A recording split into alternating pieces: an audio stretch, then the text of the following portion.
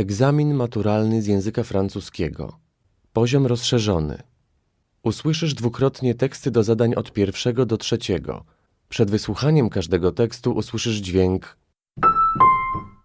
W nagraniu przewidziane są przerwy na zapoznanie się z poleceniami oraz treścią zadań sygnalizowane dźwiękiem. Rozwiązuj poszczególne zadania w trakcie słuchania nagrań oraz w czasie przerw po ich wysłuchaniu. Zadanie pierwsze. Przeczytaj polecenie i zapoznaj się z treścią zadania.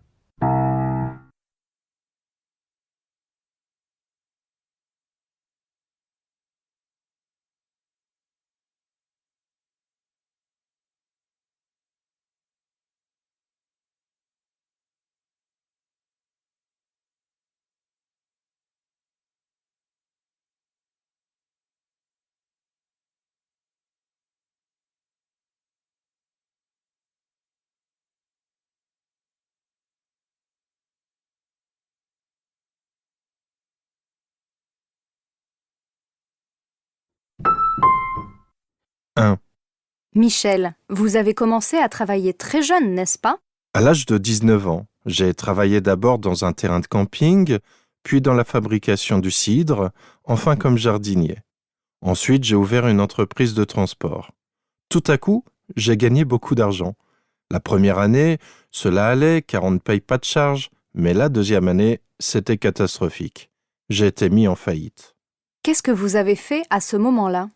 J'ai pris le train et je suis allé chez ma mère. Je suis venu avec ce qui me restait dans un sac poubelle. Je n'avais plus rien. Je suis resté quelques mois sans rien faire, je ne sortais pas. Mon beau-père m'a aidé à payer mes dettes. Quelle leçon tirez-vous de cette expérience? Mes erreurs, je les connais maintenant. Même si on se sent très fort, il faut savoir se faire aider par quelqu'un et écouter ce qu'on nous dit.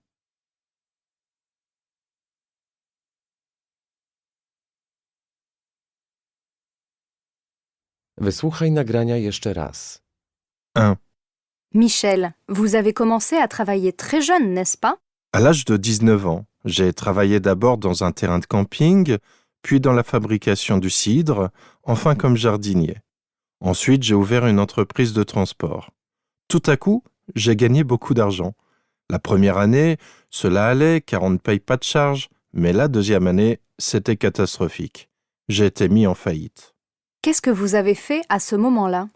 J'ai pris le train et je suis allé chez ma mère. Je suis venu avec ce qui me restait dans un sac poubelle. Je n'avais plus rien. Je suis resté quelques mois sans rien faire, je ne sortais pas. Mon beau-père m'a aidé à payer mes dettes. Quelle leçon tirez-vous de cette expérience? Mes erreurs, je les connais maintenant. Même si on se sent très fort, il faut savoir se faire aider par quelqu'un et écouter ce qu'on nous dit.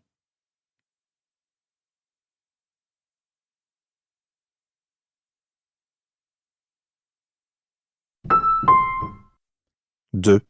D'après une récente étude, humour et intelligence seraient étroitement liés. Il n'est pas facile de définir l'humour parce qu'il varie selon les pays, les cultures et même les personnes. Tout le monde ne rit pas des mêmes choses. Pourtant, d'après la même recherche, l'humour est un terrain glissant car il peut toujours blesser l'autre. Encore plus dans le cadre professionnel où il exige beaucoup de subtilité pour ne pas se retourner contre son auteur. Cependant, pour certains directeurs des ressources humaines, les salariés qui possèdent le sens de l'humour font mieux leur travail. Ils estiment qu'une personne qui a de l'humour est capable de créativité, de capacité d'observation fine de ce qui l'entoure.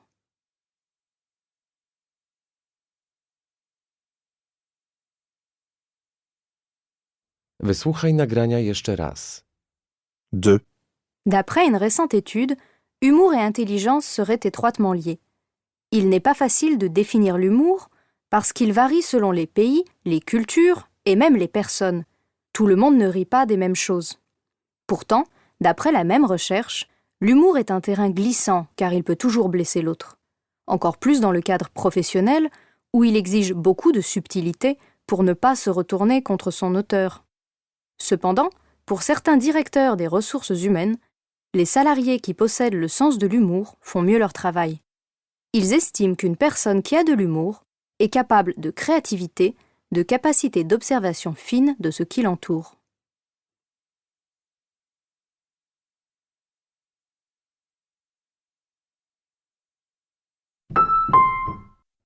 3. Vous vous souvenez de notre dernier concours de la meilleure baguette? C'est le moment maintenant de découvrir le meilleur croissant. Aidez-nous et surtout aidez Montréal. Dites-nous où vous trouvez le meilleur croissant dans notre ville. Les principes, nos auditeurs nous donnent les noms de leur boulangerie préférée. 3 propositions sont possibles dans l'ordre de préférence. N'hésitez pas à assister à l'événement. Exprimez votre choix. Les premières boulangeries de la liste seront qualifiées pour la grande finale. Là, un jury de professionnels goûtera à l'aveugle les précieuses viennoiseries présentées par les finalistes. C'est à vous de jouer!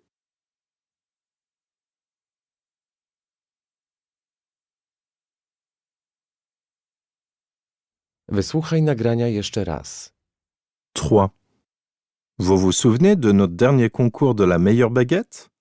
C'est le moment maintenant de découvrir le meilleur croissant. Aidez-nous et surtout aidez Montréal. Dites-nous où vous trouvez le meilleur croissant dans notre ville. Les principes, nos auditeurs nous donnent les noms de leur boulangerie préférée. 3 propositions sont possibles dans l'ordre de préférence. N'hésitez pas à assister à l'événement. Exprimez votre choix. Les premières boulangeries de la liste seront qualifiées pour la grande finale. Là, un jury de professionnels goûtera à l'aveugle les précieuses viennoiseries présentées par les finalistes. C'est à vous de jouer!